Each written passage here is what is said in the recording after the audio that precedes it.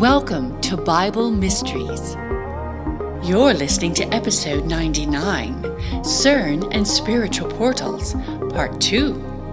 What if there are secrets in the Bible the world doesn't want you to know? Are you ready to take the red pill? Now here are your hosts, Scott and John. Hi, Scott and John here. Yeah, folks, the world is fast approaching the end game, and we are trying to expose the upcoming deception before time runs out. We want to make this a full-time goal, and we need your support to fight the satanic global elite. So here's how you can help. Subscribe to the new Bible Mysteries Premium podcast to listen to every episode ad-free, plus get full access to our special guest interviews and special events, downloadable show notes, our Bible Mysteries monthly newsletter, and access to a new community forum. Sure, so just go to biblemysteries.supercast.com, or you can click the link in the show notes to get started today. Thanks again.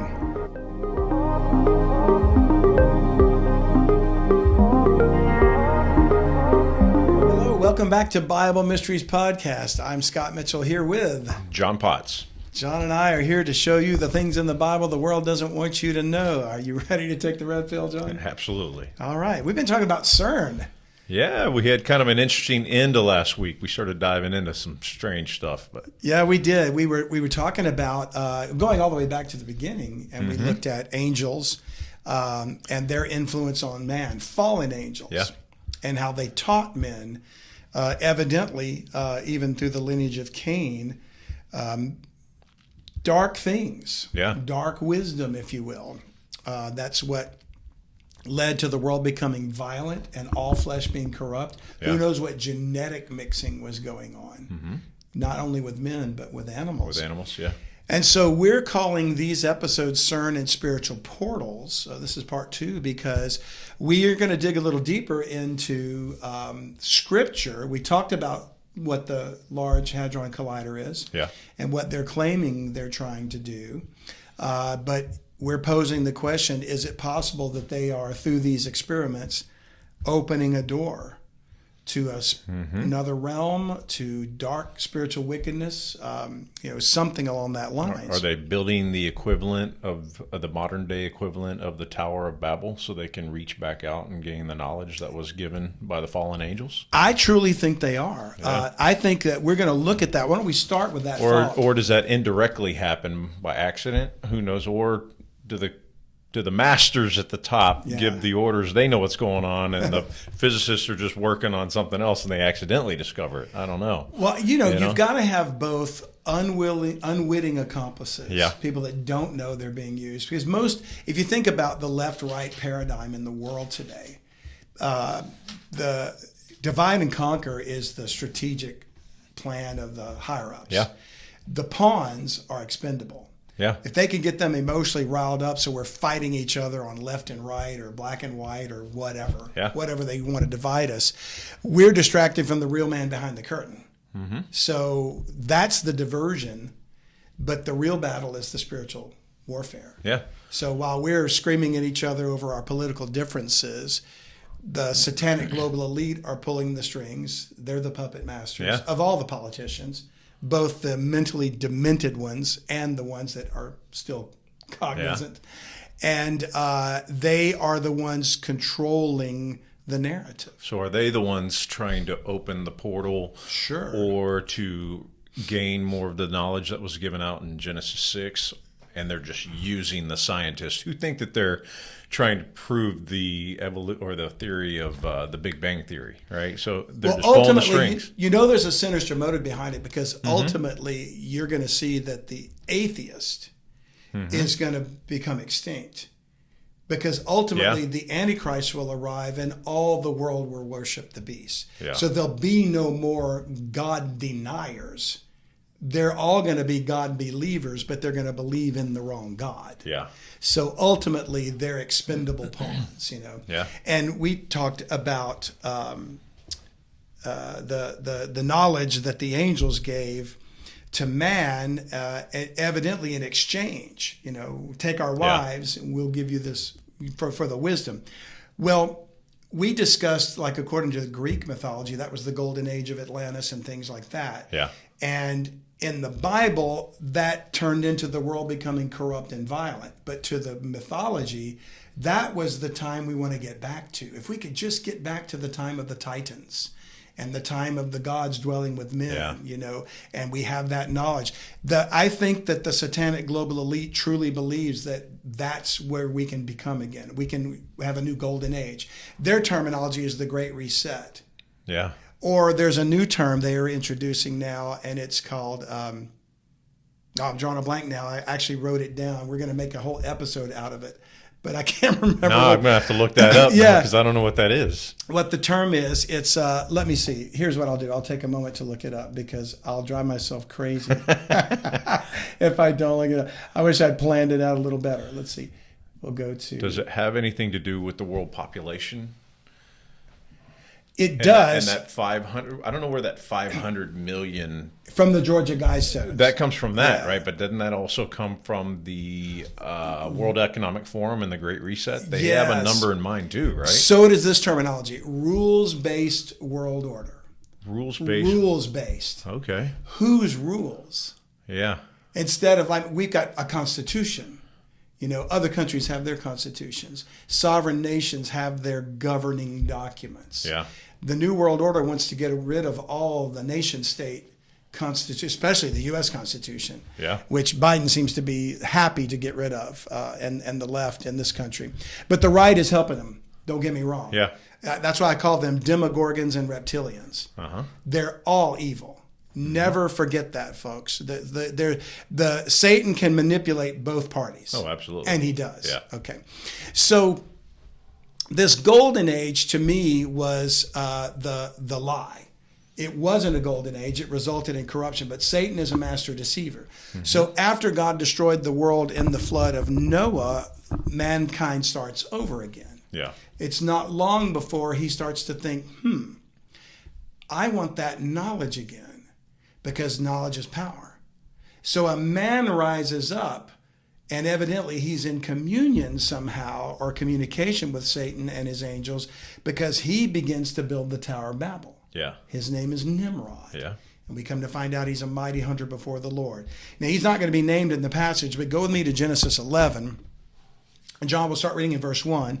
The whole earth was of one language and of one speech. By the way, one of the things of the Georgia Guidestones is one language. Interesting. One pure language. Yeah. Okay. And it's a monolithic structure, by the way, or was, because as I understand it got blown up. Yeah. Right. So we're going to do an episode about it coming up soon. Verse 2, it came to pass as they journeyed from the east that they found a plain in the land of Shinar, and they dwelt there. And Shinar is Babylon. Okay. Iraq today. And they said, one to another, go to, let us make brick and burn them thoroughly. And they had brick for stone and slime had they for mortar. And they said, go to, let us build us a city and a tower whose top may reach unto heaven. And let us make us a name, lest we be scattered abroad upon the face of the whole earth. Now, what's interesting about this is I don't believe at this time the technology that man had after the flood was sufficient that this tower would have been taller or even close to as tall as one of our modern skyscrapers. Yeah. I could be wrong about that, but most evidence is it was something that we call a ziggurat. Yeah. And similar to a pyramid, and it could have been a monumental structure, but it pales in comparison to like the World Trade Center or the Sears Roebuck Tower or any building in Dubai for that matter, today. So is it the height of the building that got God's attention? I would argue no. Okay. But he said his top may reach unto heaven. So could that be meaning something other than the elevation of the building? What do you think? I don't know. Whose top? If they didn't even have the technology to do it or to build a tower that could go to heaven, why would they even think it was conceivable unless something was giving them some kind of knowledge? Yeah. I think you hit the nail on the head right there. That notice it says in verse 5, the Lord came down to see the city and the tower which the children of men builded. And the Lord said, behold, the people is one, unified as in a one world government. Yeah. And they have all one language. And this they begin to do, building this city and tower. And now nothing will be restrained from them which they have imagined to do. And of course, the story goes on. He destroyed confounded the language and just stopped the building of the city. But that implies, you said the word knowledge. Nothing would be restrained from them which they've imagined to do. What were they doing? They were building a portal to the spiritual realm. Okay. Asking the fallen angels, come back. Give us the knowledge. We'll trade you our daughters, our sisters, our wives, whatever. Yeah, I believe it was all an attempt to regain the golden era. Do you think that they had the knowledge on how to build a portal? Well, I believe through Nimrod's association, because the beginning of his kingdom was Babel, and Babel is the name of this city. Yeah. And so it looks to me that he's a type of the Antichrist in the scriptures. Yeah. So he had some sort of association with a satanic force of some kind, and he could have been possessed by one of the disembodied spirits of the Nephilim. Yeah. Probably Apollyon. Yeah. From the bottomless pit. And we mentioned the bottomless pit. We're going to find out that plays into CERN and spiritual portals. Okay. So let's look at spiritual portals in the Bible. Are there such a thing? You know, we're saying perhaps the Tower of Babel was one in an ungodly way, seeking dark spiritual wisdom, seeking access to another dimension, starting to sound more and more like the objectives of CERN and the Shiva statue image of destruction and creation, right? Mm-hmm. Create a new world, destroy this world and create a new one, a great reset. It all ties in, World Economic Forum, everything. So go back to Genesis 3. First of all, we can see spiritual portals that are from God. Yeah. Several instances. I'm going to try to go through quite a few of them to make the case here. In Genesis 3, verse 22, after man sinned and ate of the fruit, verse 22 says, the Lord God said, behold, the man is become as one of us, to know good and evil. In other words, he now sees what the gods see. Mm-hmm. And now, lest he put forth his hand and take also of the tree of life and eat and live forever, which evidently man could have done with a sinful body now. Mm-hmm. So imagine having eternal life in a sinful, corrupt flesh. Yeah. That would be bad. That'd be bad, yeah. So therefore, verse 23, the Lord God sent him forth from the Garden of Eden to till the ground from whence he was taken. So he drove out the man, and he placed at the east of the Garden of Eden cherubims, a type of angelic being, and a flaming sword which turned every way to keep the way of the tree of life. It could be argued this is a spiritual portal. That the Garden of Eden is no longer here, and the tree of life is no longer on the earth. We know it's in heaven now. Yeah. But maybe this was like an access point to it or something. Okay. Yeah. So that's the first evidence, and it must have been something because he had to put cherubims there to guard it. Okay. You know, so I would argue that whether it was on the earth or not, there was access to something spiritual, divine, eternal, or at least the idea of eternal life there. And they knew where it was. And they knew where it was. Because otherwise it wouldn't have to have been guarded. Wouldn't have needed to be guarded. Great point. Now go to chapter 5 and look with me in verse 21. Now remember, we talked last week that one of Cain's descendants was Enoch. In fact, his first son. Mm-hmm. But there's another Enoch that is supposedly the Enoch that wrote the book of Enoch. We don't know that's true because we can't verify that the book of Enoch was in fact actually written by Enoch, you know. But in chapter 5, verse 21, he's mentioned, Enoch lived 65 years and begat Methuselah. By the way, Methuselah, his son, lived to be the oldest man recorded, 969 years old. It's pretty old. Pretty old. But Enoch was 65 when he first had him. Okay. And then verse 22, Enoch walked with God after he begat Methuselah 300 years and begat sons and daughters. And all the days of Enoch were 360 and 5 years. A solar year is 365 days. Yeah. There must be something to that. You've been talking about wanting to do numbers. Yeah. Yeah. And Enoch walked with God, and he was not, for God took him. Yeah. Now that's a strange thing when you read it. He was not, for God took him. So he didn't die. He didn't die. In the rest of these genealogies, they die. Yeah. He was simply not. So what does that mean? Well, we didn't know until perhaps the book of Enoch. It could have been something that men had. But we go to the book of Hebrews to get the Bible answer for what happens when he's not. By the way, I'm going to interrupt you real quick, but it'll be shorter interruption. Okay. All these guys in the Bible that live like hundreds and hundreds of years, right? And a lot of people ask this, right? I don't know. You probably gotten this question 1,000 times, right? Yeah. Oh, these guys live 900 years. That's not possible. But that could be a great podcast to talk about why people could actually live. What'd you say, Methuselah, 960 years? 69. Now, obviously, there's no pollution. Yeah. Right? There probably wasn't a lot of disease at that time. True. I don't know. And perhaps, it's a whole other ball of wax. Yeah, I'm just throwing it out there. I think that's a great idea. We can talk about that that's a great idea for a podcast. But the short answer is you're right.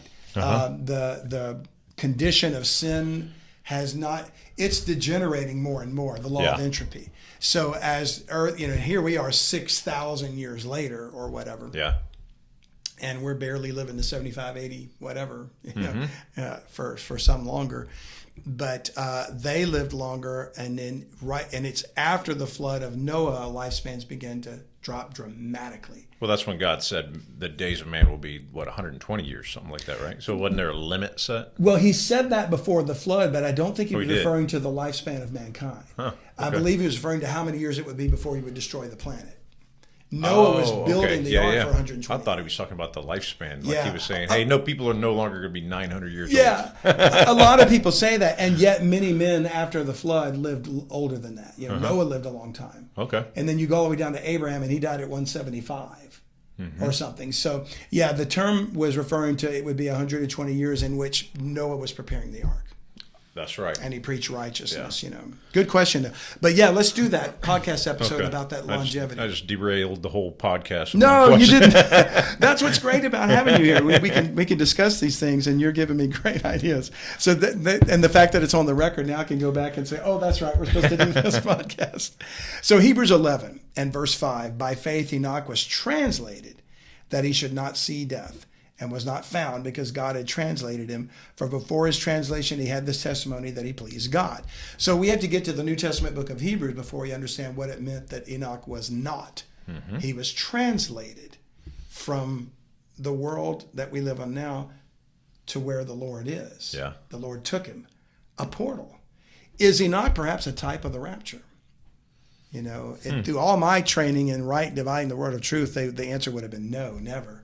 Because nothing about the mystery is ever in prophecy. Yeah. But that's not true. I've proven that to be an incorrect assessment. So we see at least the indirect evidence of a portal of some kind. Yeah. That Enoch went through and was taken up to heaven. And when you read the book of Enoch, again, not to say that we know for sure that it has anything to do with actual Enoch here, but he writes about several strange spiritual journeys that he takes. And in Enoch, it says that God took Enoch. So God is using a portal? Why wouldn't he? Yeah. And you talked about last week when the angels taught men these things of working in metal and astrology and the stars and constellations, whatever. Why would they teach makeup even and antimony and pharmaceuticals? Yeah. Right. Why would they teach them things that they didn't already know about themselves? The angels had been doing this for millennia. Yeah. For all we know. Well, that would include the technology in which they used to travel. So maybe they do have the ability to go through wormholes. In other words, CERN wants to discover a wormhole. Who has that knowledge? Fallen angels. Yeah. Probably God's angels too, but the Christian is content to wait on the Lord for that information. Yeah. But the unbeliever, the atheist, the scientist, he wants the knowledge through his own means. Well, Satan's happy to give it to him if it fits his agenda. Yeah. So maybe, hey, I'll give them that. Instead of exchanging their wives, I'll use their scientific know-how to create a portal that I believe might very well be the key that the angel uses in Revelation 9 to unlock the bottomless pit. So do you think that Satan is using men through CERN to open a wormhole or a portal to open the bottomless pit? Well, and why not both? Why not let it be a way to open the bottomless pit And since we're going to read when we get to Revelation 9 that this angel comes down with the key to unlock it, is probably Lucifer. Yeah.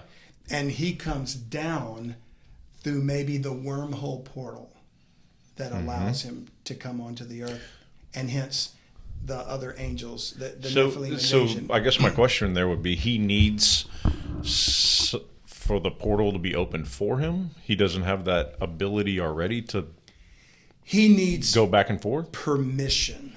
Yeah. Because who was given dominion of planet Earth? Lucifer. Satan? No? You and me. Oh, man. Okay.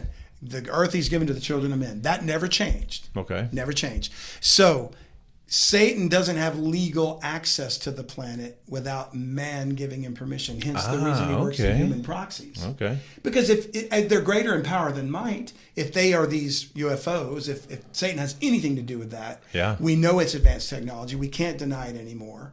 We know their capabilities are beyond anything we have, technologically speaking, that we know of. Mm-hmm. So if angels possess this power, they could take us over in a heartbeat and destroy the planet. Absolutely. Why wait? They can't.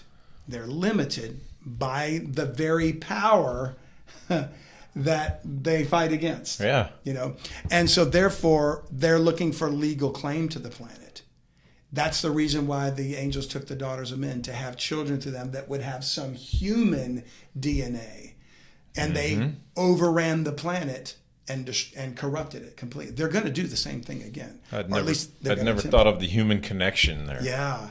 That's what it just keeps getting more sinister every week. It's amazing, isn't it? It's amazing. It truly is. So I think spiritual portals are real.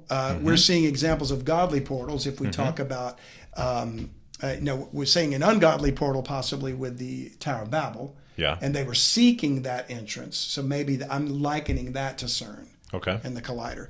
But godly portals in Enoch going up to heaven.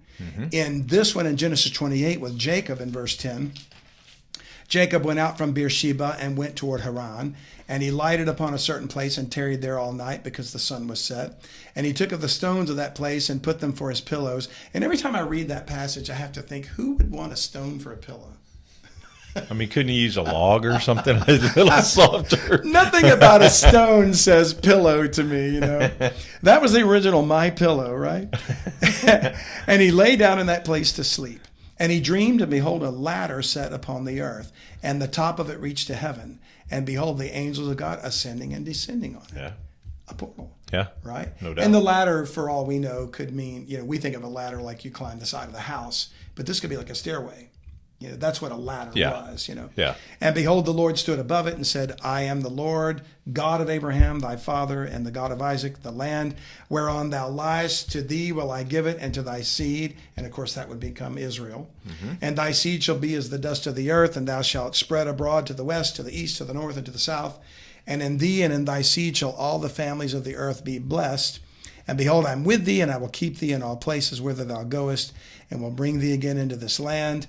For I will not leave thee until I have done that which I have spoken to thee of. And so that's a beautiful picture of God's providence. But it's also a picture, and even though it's a dream, God speaks to men through dreams too. Yeah. And shows reality, shows the spiritual realm, if you want. Do you think there's any significance to the fact that they're all going up and down in one location? I mean, I always thought that they could just come down wherever they want, right? Right. But in this case, and it's a dream, so that I guess you have to put some interpretation to that. Sure. And you have the Lord standing above it. So you have this portal between heaven and earth. Yeah. And the Lord is at the top, and the angels are going up and down. Well, that indicates to me that there's one location. Yeah. And I'll throw out something here. I mean, Ryan Peterson mentioned in his book, not the final Nephilim, the judgment of the Nephilim, that somewhere around the Jordan River, I think it was, that there was, he was kind of making a case for, I'd have to go back and reread it, but he was making a case for that being a potential portal. Yeah. In fact, he refers to rivers as being a portal, bodies of water being a portal. And he wasn't far from a river here. Yeah. I think a lot of people want to argue that angels came down. In fact, the angels that sinned in Genesis 6 came down to Mount Hermon in Lebanon there, or North Israel. But So there's a portal there? They think there is. And that's why the UN put one of their headquarters up there? Is there a UN headquarters at Mount Hermon? Yeah, I think if you research that, you'll see. I didn't know I'll look that up. I could be throwing out too crazy conspiracy Well, so then we get back theory. to... Well, no, you're saying something important, John, because then we're getting back to what we call ley lines. Yeah. And monolithic structures all around the world that are somehow connected through ley lines. So satanic portals or spiritually wicked portals such as Stonehenge or Machu Picchu or Cairo, where the pyramids are. all kinds of all stuff. of that, and also in Israel and other places. So there could very well be a connection to that, and so maybe an argument could be made, and maybe we should do some research into discovering, is there satanic portals open in these structures, monolithic, and maybe CERN is similar. Yeah. In that sense. Incidentally, the Georgia Guidestones. Yeah. Being in the state of Georgia. You know what else was produced by Georgia? From Jekyll Island. Are you familiar with the book The Creature from Jekyll Island? I have been told several times to read that, and I haven't read it yet. Yeah. I haven't actually read that particular book by, I want to say Griffin is the author, and I apologize to that author if I'm saying it wrong. But it's where they founded the Federal Reserve. Yeah. And those men were all part of the satanic global elite. And it was essentially the beginning of the end of liberty in America. Because America has to fall. And boy, you could look at all the symbolism of the Pentagon and the pentagram and the Washington Monument, the obelisk, and all that kind of stuff. And you can get into ley lines. And Dr. Laura Sanger, has a book about that where she talks about the formation of the Federal Reserve. It's fascinating. Remember, the love of money is the root of all evil. Yeah. Hi, we hope you're enjoying the podcast, but I want to take a moment to remind you of something very important. There are secrets in the Bible the world doesn't want you to know. And the world is fast approaching the end game, and we want to expose the coming deception before time runs out. Freedom of speech is under attack, and evil elements within governments and multinational corporations are trying to prevent you from learning the truth. Scott and I are being censored by social media platforms as we speak. This is true, so you can help us use the satanic global elite's own tools against them. Subscribe to Bible Mysteries Premium Podcast so the controlled media can't shut us down. We can use our own platforms to help expose them and keep you informed. But to do that, we need your support. Help us to go full-time with Bible Mysteries. Just $7 a month gives you every current episode ad-free without these annoying appeals. You also get full access to our special guest interviews and special events, downloadable show notes, our Bible Mysteries monthly newsletter, and access to the community forum where we answer your questions. Just go to biblemysteries.supercast.com to help us stop the assault on Christianity and free speech. And don't forget, you can always donate any amount to support us at utbnow.com. These gifts are tax deductible. Thanks again, and here's the show. Yeah. Right. But anyway, back That's to a whole other podcast. Yeah, a whole other podcast. We got so many things. By the way, we want you to write us, especially if you subscribe to the premium podcast. You've got access to that community forum in Slack where you can give us ideas. I'm actually throwing up, hey, should we do an episode about this? So your vote can be part of that. Give us ideas. Yeah, give us ideas. Cool.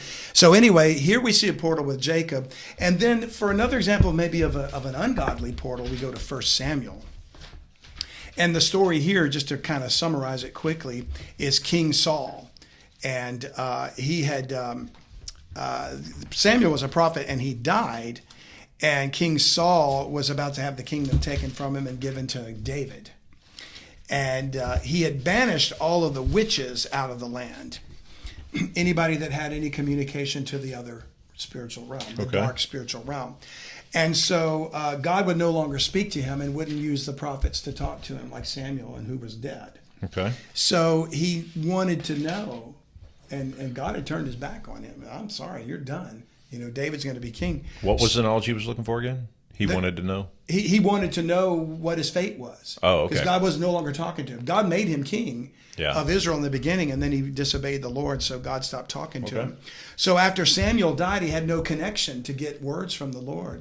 So he goes to find a witch that will bring Samuel up from the dead. Okay. So he could, can you imagine, to talk to him. Didn't one of the Kardashians just marry a guy that spoke to their dad or something like that? Who knows? Very likely. Very likely. So in 1 Samuel 28, look with me in verse 7. And then said Saul unto his servant, seek me a woman that hath a familiar spirit, which means she communed with satanic demons, She's a medium. She's a medium, Yeah, okay. Absolutely. That I may go to her and inquire of her. And his servant said to him, behold, there is a woman that hath a familiar spirit at Endor. And by the way, Endor is interesting because I don't think you're old enough to remember there was a TV show in the 60s called Bewitched. Yeah. Samantha Stevens, who did the nose thing. Yeah. Remember what her mother's name was, who was also a witch? No idea. Endora. Okay. They got it from here. Huh. The witch of Endor. And Saul disguised himself and put on other raiment. And he went, and 2 men with him, and they came to the woman by night. And he said, I pray thee, divine unto me by the familiar spirit, and bring me him up whom I shall name unto thee. So obviously she's got a reputation for being able to do this. And she has a familiar spirit, so it means she's able to commune with a demon, an unclean spirit. On a regular basis, it sounds like. Evidently, one of the disembodied spirits of the giants. And the woman said unto him, behold, thou knowest what Saul hath done, how he hath cut off those that have familiar spirits and the wizards out of the land. Wherefore then layest thou a snare for my life to cause me to die? And Saul sware to her by the Lord, saying, as the Lord liveth, there shall be no punishment happen to thee for this thing. So he's assuring her, look, I promise you, Saul's not going to kill you if you do this for me. Okay. Because he is Saul. Yeah. Then said the woman, whom shall I bring up unto thee? And he said, bring me up Samuel. And when the woman saw Samuel, she cried with a loud voice. And the woman spake to Saul, saying, why hast thou deceived me? For thou art Saul. So in other words, it's almost as though, was she a con the whole time? Or was she actually seeing something that she never thought she'd see before? Instead of just seeing demons, she actually sees Samuel. Yeah. And somehow that's revealed unto her that this is King Saul in disguise. And the king said unto her, be not afraid, for what sawest thou? And the woman said unto Saul, I saw gods ascending out of the earth. Wow. I mean, you got to wonder what she saw. That is bizarre. And he said unto her, what form is he of? And she said, an old man cometh up, and he is covered with a mantle. And Saul perceived that it was Samuel. And he stooped with his face to the ground and bowed himself. Now, it ends up being that Samuel talks to him and says, why did you discomfort me, and bring me up? And Samuel says, sorry, your end is coming. You're going to die, But it shows that she had access to a portal. And I think what she was looking into was Abraham's bosom. Normally, she would probably look into the demonic dark realm. I think the reason why she cried is because God intervened to show something to Saul. But he intervened to allow her to see paradise. And that's why she screamed, because she saw something. She saw paradise, or she saw hell? Well, Abraham's bosom, which is paradise, is in hell. Yeah. It's in On the the same other side. realm Yeah. as hell, but it's separated, right? Right, Okay. and we do a whole series. Before you joined us, we did the 3 realms there. So you got Hades as the main compartment in the earth of the dead. And within that compartment is the burning place of hell, or Gehenna. You've got Abraham's bosom, or paradise, where Christ went when he told the thief, you'll be with me in paradise. And then in between, he said there's a great gulf fixed, which I believe is the bottomless pit. Wow. That's the portal CERN is trying to open. That other dimension is in the earth. It's not another dimension. It's actually something there. Look with me in 2 Kings, and John, we'll go here because this is Elijah. We saw Enoch translated, taken up by God. No description of how he went. He was translated. He was there and he was not. But Elijah, we get a vision of how he went. And maybe this is how Enoch went, but we don't know. In chapter 2 of 2 Kings, verse 9, we read, and it came to pass when they were gone over that Elijah said unto Elisha, which was sort of like, think of this as Qui-Gon Jinn and Obi-Wan Kenobi. Okay. Elijah was the master. Okay, and this is protege? Elisha is the protege, Okay. the Padawan. Ask what I shall do for thee before I be taken away from thee. And Elisha said, I pray thee, let a double portion of thy spirit be upon me. So the point here is that Elijah is saying, I'm about to leave. And what do you want me to do before I go? So he wants a double portion of his spirit. Verse 10, he said, thou hast asked a hard thing, nevertheless. If thou see me when I am taken from thee, it shall be so unto thee, but if not, it shall not be so. So in other words, if you see me disappear, you'll get the double portion. If you don't see me, then you won't get it. What does a double portion mean? Like whatever power that the Spirit of God endowed upon Elijah as a prophet to work miracles and signs, Okay. Elisha wanted twice the power. Okay. Okay. Verse 11, and it came to pass as they still went on and talked that, behold, there appeared a chariot of fire and horses of fire, and parted them both asunder, and Elijah went up by a whirlwind into heaven. Now, we read that and we think, okay, yeah, burning horses and a burning chariot. Yeah. But could this be a description of some other type of mechanism? Oh, absolutely. Like yeah. a UFO of some kind. And I don't put it past the possibility that they were actually glowing horses and a glowing chariot of some kind. And I believe there probably are horses in heaven, you know. Yeah.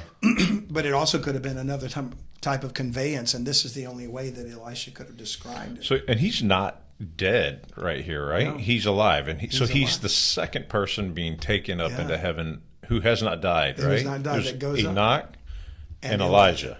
Okay. And incidentally, Elijah is going to be one of the two witnesses that comes back. Okay. So, along with Moses. Not Enoch. Not Enoch. Okay. And Moses actually did die. Yeah. But he's going to come back too. I was making that connection because there were the two that hadn't died. Yeah, I was going, well, I would have there's done the same two. thing. Yeah. I would have done the same thing. And it makes me wonder, could Enoch be one of the 24 elders? Yeah. You know, or who knows? That's another podcast we can do. So let's go to the book of Ezekiel. Now, this is the one that fascinates me the most. Not that it's not fascinating to see a man just disappear or a man go up in a chariot of fire. But Ezekiel's another prophet, and he gets to see God by a river, getting back to Ryan Pitterson and the portals there, spiritual portals. But by a river in Persia or Babylon, the river Kibar. Okay. And this is what he sees in verse 4, Ezekiel 1, verse 4. And I looked, and behold, a whirlwind came out of the north, a great cloud, and a fire enfolding itself. And a brightness was about it, and out of the midst thereof is the color of amber, out of the midst of the fire. Also out of the midst thereof came the likeness of 4 living creatures. And this was their appearance. They had the likeness of a man, so you could see a form of like a human form. And everyone had 4 faces, and everyone had 4 wings. And their feet were straight feet, and the sole of their feet was like the sole of a calf's foot. And they sparkled like the color of burnished brass, implying they're glowing. And they had the hands of a man under their wings on their 4 sides, and they 4 had their faces and their wings. Their wings were joined one to another. So he's describing cherubim. Yeah. Cherubim here, like we saw in the Garden of Eden, guarding the way of the tree of life. And later on, if you go down to the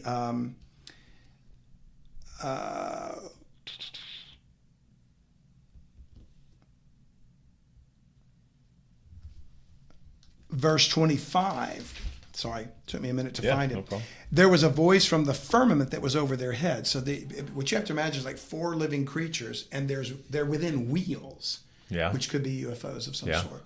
And then the firmament above them, some kind of expanse above them, and above that firmament, almost as though they're moving a giant platform. 4 flying machines moving a big floor, and on top of this floor, is a throne. In verse 25, there was a voice from the firmament that was over their heads when they stood and had let down their wings. And above the firmament that was over their heads was the likeness of a throne, as the appearance of a sapphire stone. And upon the likeness of the throne was the likeness as the appearance of a man above upon it. And when you read on, you find out it's God. And so it's like Ezekiel is looking up from the vantage point of the earth near a river, and he sees this thing. He sees a portal into heaven. Wow. The throne of God as he's looking up there. And so the question to be asked is, will portals be used to transport God's saints? Like, is the rapture going to open a portal to go up to heaven? And I think it probably is, you know. But comparing this here in Ezekiel to Revelation 4, look at the difference here.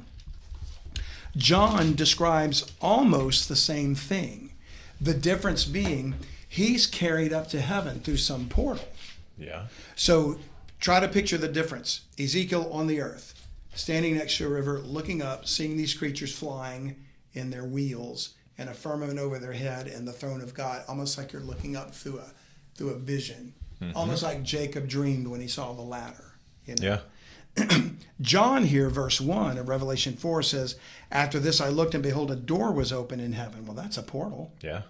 And the first voice which I heard was as it were of a trumpet talking with me, which said, come up hither, and I will show thee things which must be hereafter. And immediately I was in the Spirit, and behold, a throne was set in heaven, and one sat on the throne. In other words, boom, up he goes.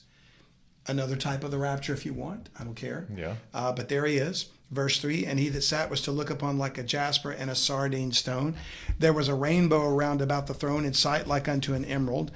And round about the throne were 24 seats. And I won't read everything here to see it, but you'll see that there's 4 creatures here, and they described almost the same way as the 4 cherubs that Ezekiel sees. So the only difference is Christ has since ascended and made way for man to gain access to heaven, and John was brought up to see these things. Yeah. Don't know where Enoch and Elijah were taken, but I'm willing to bet they weren't taken up to the throne room of God until Christ died for sins. Okay. So they would have gone to some location where God could keep them and use them for his purpose, you know, and keep them safe and bless them, and they're at peace and they're everything, like Abraham's bosom would be. Okay. Not saying they were there, but they could have been there. But they were someplace like that. But until the way was paid for man to be up to the throne of God, which was paid through the shed blood of Christ, there would have been no way for anybody to go up. You know, so that's why Ezekiel saw it from the vantage point of the earth, in my opinion. And then also John here, it says immediately I was in the Spirit. So he immediately changed from human being to spirit. Yeah. Took on some form. Because he went through the portal. Yeah. And in the same way Hebrews said Enoch was translated. Yeah. You know, that could, I agree with you. It would have been some kind of a change to allow him to see this. He came back in the same way Paul did. Paul was caught up to the third heaven at one point in his life. Okay. You know, in fact, let's look in Acts 8. We're going to have to wrap this up because we're going to run out of time again, but that's okay. In fact, I kind of forgot when we started. I forgot to look. Acts chapter 8 is the Philip, one of the 7 that the apostles appointed. And in verse 36, we read, and as they went on their way, there came unto a certain water. And the eunuch said, see, here is water. What doth hinder me to be baptized? And Philip said, if thou believest with all thine heart, thou mayest. And he answered and said, I believe that Jesus Christ is the Son of God. By the way, that verse is missing from new versions of the Bible. Ah, okay. Yeah, well, this is a King James version. Oh, good. So now I get to go back and check against my other version. You can check it and see if it's there, because it's actually removed from some new versions. Yeah. Verse 37, verse 38. And he commanded the chariot to stand still, and they went down both into the water, both Philip and the eunuch, and he baptized him. And when they were come up out of the water, the Spirit of the Lord caught away Philip, that the eunuch saw him no more, and he went on his way rejoicing. But Philip was found at Azotus. And so they were in Gaza when they baptized, and then the next thing you know, out he's gone.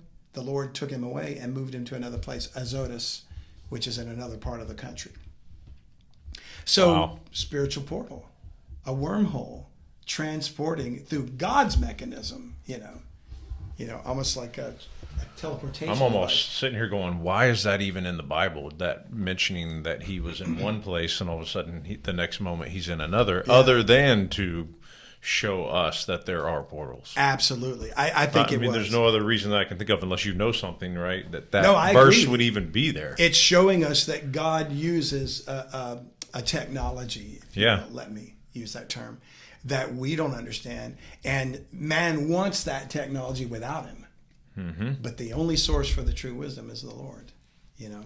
So we can figure out what CERN is doing, right? Yeah, exactly. CERN is trying to circumvent the Lord and gain access to spiritual powers, in my opinion. And let's see, I forgot to check to see when we started here. But I think we got time. Let's go to 2 Corinthians chapter 12. Because I just mentioned Paul a second ago. And Paul was actually stoned and left for dead at Lystra. And Really? Okay. through persecution, they stoned him and walked away believing he was dead.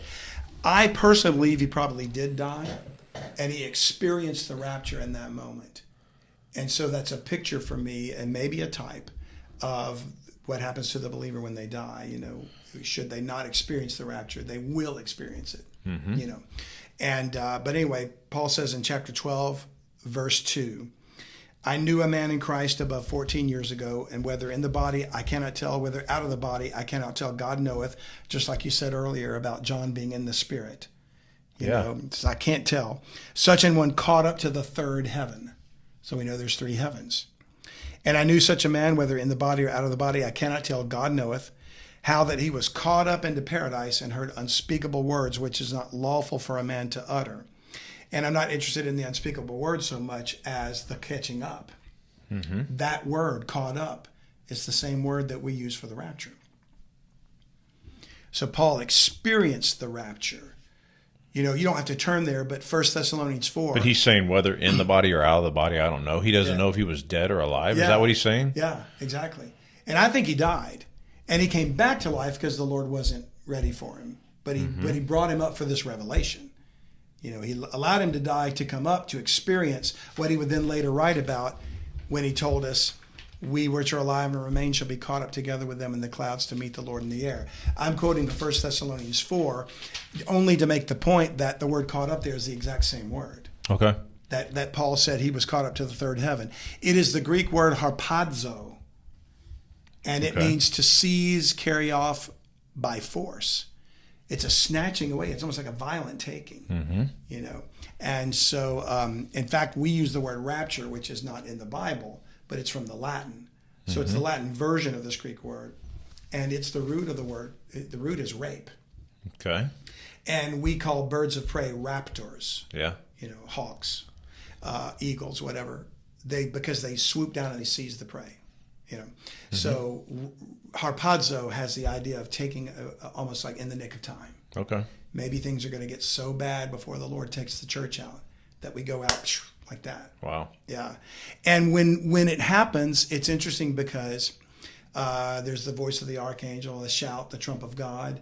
Does that open this portal? Yeah. And do we go up to meet the Lord in the clouds and in the air? Now, to bring this episode to some sort of sense of finality, and I think we might have to make it a part 3. Okay.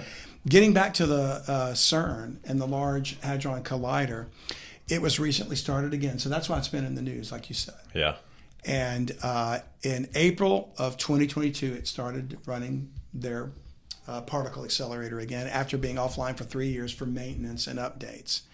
But what's interesting is it's going to run again for nearly 4 years. Okay. That's the plan, which brings us to 2026. It's interesting that the Great Reset is referred to as Agenda 2030. Yeah. It makes me wonder, is there a connection? What is the culmination of the Great Reset? I'm wondering if 2030 is the year the Antichrist declares himself to be God, that he'll arrive on the scene. So that means there will have been 4 years for this portal to have been opened, for the beast to rise up out of the bottomless pit. I'm just trying to put thoughts together in my head. So we're going to need to talk about the bottomless pit. And you know what? I'm going to have to do this. I'm going to have to step up and look at the camera to see how long we've been going here. Yeah, 45 minutes. Okay. So the next episode will be the bottomless pit. We're going to have to talk about the bottomless pit. Why don't we do that? Instead of making it part 3, we'll just do this next episode after this, the bottomless pit. Okay. How about we do that? Yeah. Okay. So, I'll have to edit that section out where I got up and the camera. So we'll just take from here and say, we'll stop here. Okay. And why don't we do just that? We'll save, we won't even make it a part 3. We're going to talk about the bottomless pit and tie it back into CERN. I like it. All right. Sounds like a plan. Yeah. Well, thanks, John. Absolutely. As Some always, great information. Good deal. And thank you for listening. And we hope you've enjoyed this. And don't forget, most of the interviews that we do, like Ryan Pitterson and our upcoming interview with Timothy Alberino, will be more than one part. And in order to see part 2, you're going to need to subscribe to Bible Mysteries Premium Podcast. But there's other bonus content, so don't forget to check it out. Okay? Thanks again. Thanks. You guys take care. Thanks again for listening, and don't forget to subscribe to Bible Mysteries Premium Podcast. You can even gift a subscription to a friend. That's right. Remember, just go to BibleMysteries.supercast.com to join and help us expose the satanic global elite, or make a tax-deductible donation at utbnow.com. We need your help to fight the global censorship of the truth. Thanks for your support.